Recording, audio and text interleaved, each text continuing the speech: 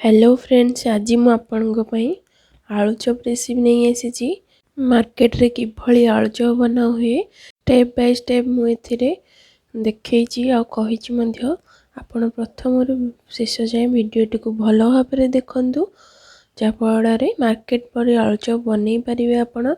और देखंतु एटा केते बढ़िया हेतिला, ऊपर जेमति क्रिस्पी हेतिला, भीतर जेमति सॉफ्ट होइतिला। एहा को घरे निश्चिंत ट्राई करंतु, छोट रु बड़ समस्त को एहा को बहुत पसंद आसीबो। आ वीडियोटी जदि भल लागि थिबो ताले लाइक शेयर सब्सक्राइब कर देबे मो चैनल प्रियांशी कुक हाउस को। हेलो फ्रेंड्स, नमस्कार। मो खुशी प्रियांशी कुक हाउस को आपन को बहुत बहुत स्वागत। तेबे चलंतु स्टार्ट करिना बा आज रेसिपी आलू चॉप। तो आलू चॉप बनिया को हमको ये सब सामग्री दरकार। एठी मु बेसन नेइची गोटे कप। या को मु गोटे बाउल ले मापिकी फुल गोटे बाउल बेसन नेइची। मीडियम साइज रो 6टा आलू को सिजे की भलो भाबरे यार चोपा छड़ाई की नेइची। कटा होइथिबा गोटे मीडियम साइज रो पियाज नेइची।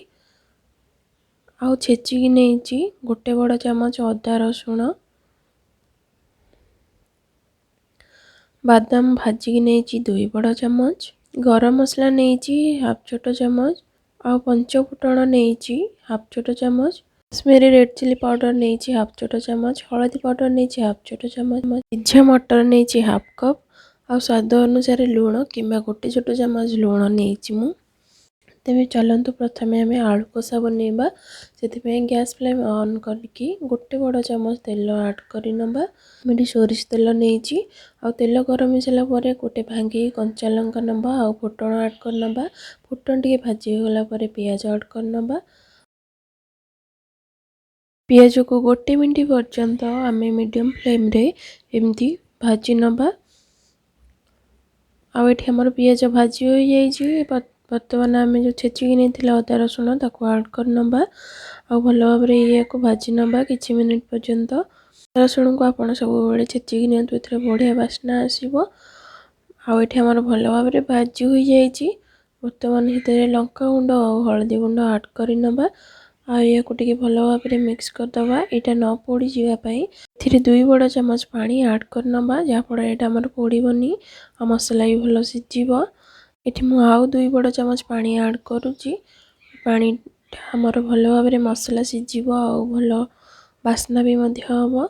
वर्तमान एथिरे गरम मसला ऐड कर नबा। आ या को भल भाव मिक्स करिकी 2 मिनिट पर्यंत लो फ्लेम रे कुक कर नबा। एठी हमर भल भाव कुक हो जाइछि। वर्तमान आम एथिरे मटर आ भाजी रखि बादाम को ऐड कर नबा। और या को भल भाव टिके कषि नबा। या को किछि मिनिट पर्यंत एमती टिके कषि नबा। आ देखो ये हमर भल भाव कषि हो जाइछि। वर्तमान एठी आम जो सिझा आलू नहीं मो हाथ में गोटे चापिकी नहीं देखूँ मु बेसी चिकन करके चकटिनी, टिके खंडा खंडा अच्छी। एमती कले आमर आलू चॉप बहुत बढ़िया बनब, बहुत टेस्टी लगे। तो ये करके आम मसला ऐड कर नबा। आउ स्वाद अनुसार लूण किंबा हाथ छोटो चम्मच लूण ऐड कर नबा। या को भल भाव मिक्स कर नबा। एमती सबुआड़े ये गोली हो। वर्तमान या को 2 मिनिट पर्यंत लो फ्लेम रे एमती छाड़ी दबा कुक हवा को। आईटा ये हमर बनिकी वर्तमान रेडी हो जाइछि। वर्तमान या को ठंडा हाँ को साइड रे आम रखी नबा। तो चलंतु बैटर प्रस्तुत करवा। तो से मु बेसन नहीं, बेसन रे लूण ऐड कर नेली। हल्दी पाउडर 1/4 टीस्पून किंबा 4 भाग गोटे भाग छोटो चम्मच हल्दी ऐड कर नेली। आउ या को भल भाव मिक्स करके अल्प अल्प पानी देकी बैटर टी आम प्रस्तुत कर नबा। जेतिकी पानी आवश्यक सेतिकी दबा। देखंतु एठी मु भल भाव मिक्स कर नेछि। एथिरे गोटे भी बिंडा अंश नाही। आ बैटर रो कंसिस्टेंसी बिल्कुल एतिकी रखिबे। एठू बेसी मोटा करिवेनी कि पतला करिवेनी। एई भली रखिले आलू चॉपटी हमर बहुत बढ़िया बनिबो। तो वर्तमान एठी मु सोडा ऐड कर नउची। गोटे पिंच खंडे सोडा ऐड करूची, बेसी ऐड करनी। यदि सोडा आपण खाउनांती ऐड न कले चलिबो। या को भल भाव मिक्स करके साइड रे 10 मिनिट पर्यंत आम टिके एमती फुलिया को छाड़ी दबा। तो चलंतु ସେଇ ଟାଇମ୍ ଭିତରେ ଆମେ आलू प्रस्तुत करना गोल गोल करिकी आलू चप बनैया पे। तो देखो मसला आलू एमती पानी नहीं पानी से हाथ होइकी या भल भाव में बॉल साइज रे कि आपड़ जेको साइज रे बन पारे एमती बनइबे।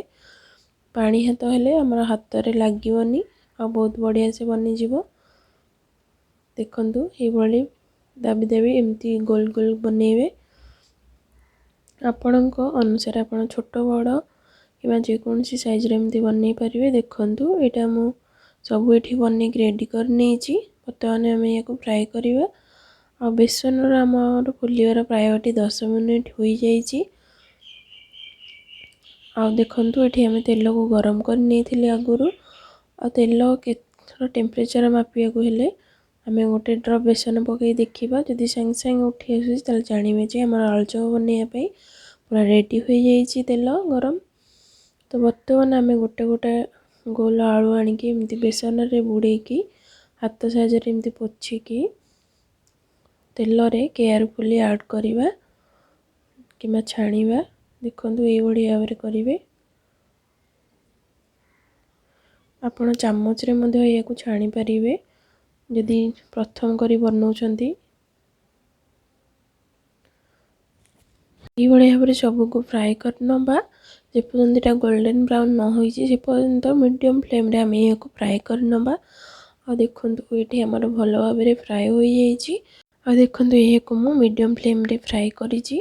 आपण जमा हाई फ्लेम रे फ्राए करेंगे नचेत यहाँ उपरू नाली पड़ज आ भितर कंचा रही आ टेस्ट आसबनी। तेणुक ये भाव में बनइले आपंकर आलू चप बहुत परफेक्ट बन बहुत बढ़िया बन। तो आलू चप बनिक आम रेडी हो जाइए। मुझे गोटे प्लेट को बाहर कर नौ। आ देखु ये गोटे सर्विंग प्लेट को सर्व कर नहीं कि टमाटो सॉस आ कि कंचा लंका सह। आशा करुँची आपण को वीडियोटी बहुत पसंद आसी।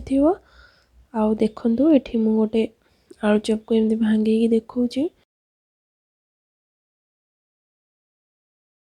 देखु आमर बेसन कोट बेसी ना आपड़ जब बेसी बहलिया करेंगे केवल बेसन खाइला भाया लगे। जदि पानी करदे केवल आलू खाइला भाया लगे। किंतु एति कंसिस्टेंसी रखिले देखु आलू चपर जो बेसन टा बहुत बढ़िया बन आपन खाइया भी बहुत टेस्टी लगे। आज रोचे पुणी देखा नुआ वीडियो रे। धन्यवाद।